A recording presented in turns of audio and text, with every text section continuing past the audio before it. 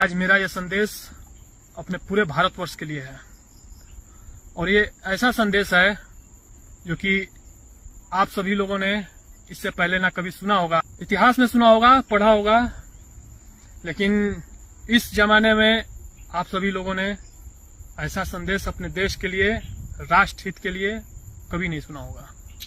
इस समय, इस युग में, आजादी के बाद 1947 के बाद, भारत जब हमारा देश आजाद हुआ था 1947 के बाद, ऐसा संदेश आपको अब सुनाई देगा। मैं भारत तिवारी, मेरा पूरा नाम भारत भूषण तिवारी, बिहार राज्य से, भोजपुर जिला, बिलौटी गांव से। मैं अपने राष्ट्र के लिए, अपने समाज के लिए 20 तारीख को मैं भोजपुर जिले में आरा रामना मैदान या डीएम साहब के ऑफिस या कहीं भी अपना भारत देश जो है, भारत की भूमि कहीं भी हो सकती है, लेकिन मैंने अपना बलिदान, जो मैं बलिदान देने वाला हूं, मैंने आरा की भूमि चुनी है।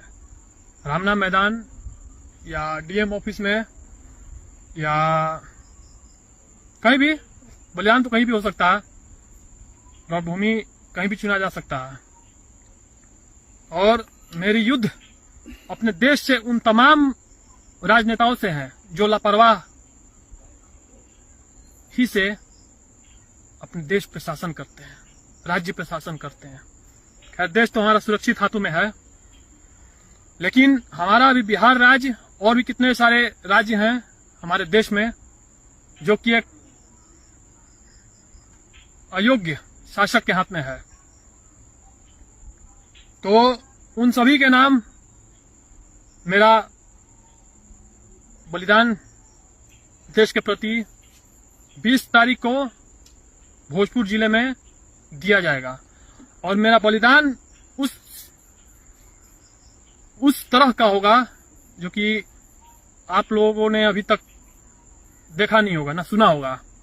मैं अपने पूरे शरीर को चीर फाड़ के अपने पूरे, जो जितना, जब तक मेरे शरीर में जान रहेगी, मैं अपने पूरे शरीर को चीर फाड़ के पूरा अपना लहू से निकाल के इन सभी राजनेताओं को और देश में जितने भी इतने अधिकारी हो या कोई भी हो जो हमारे देश से खिलवाड़ करते हैं, हमारे देश को आगे बढ़ने में उसको अपने अपने राजनीतिक स्तर से अपना उपयोग करते हैं, आगे बढ़ने से बाधा लाते हैं, तो मैं उन सभी लोगों के कारण, सभी जितने भी हैं जो हमारे देश को बढ़ने नहीं देना चाहते हैं या बाधा लगाते हैं, रोड़ा लगाते हैं, अपने निजी स्वार्थ के लिए जैसे भी हो, जो भी हो, उपयोग करते हैं, तो मैं इस कारण से अपने शरीर का पूरा पहले चीर फाड़ के रक्त बहाऊंगा और मैं उस रक्त से पहले अपने धरती माता को, भारत भूमि, मातृभूमि को शुद्ध करूंगा।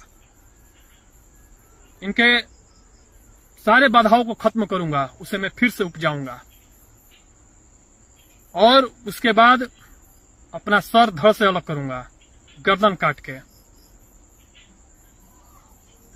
मैं अपने देश में, अपने राज्य में, अपने क्षेत्र में ऐसा लापरवाही कभी नहीं देख सकता।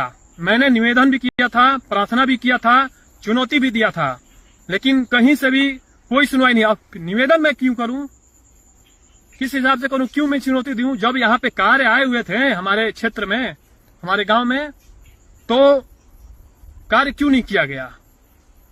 मैंने तो अपने तरफ से ये प्रयास किया। ठीक है, मैं निवेदन कर लेता हूं, विनती भी कर लेता हूं, चुनौती भी दे देता हूं, वार्निंग भी दे देता हूं, फिर भी कहीं से कोई नहीं सुनवाई। क्यों? इतना लापरवाही? देश हमारा ऐसे ही चलेगा? तो ये मत भूलिए कि 1947 के बाद अभी कोई पैदा इस धरती पे, इस भारत वर्ष पे, इस भारत की भूमि पे कोई नहीं हुआ। अभी भी लोग हैं। चंद्रशेखर आजाद जैसे लोग, भगत सिंह जैसे लोग, महाराणा प्रताप जैसे लोग शिवाजी जैसे लोग।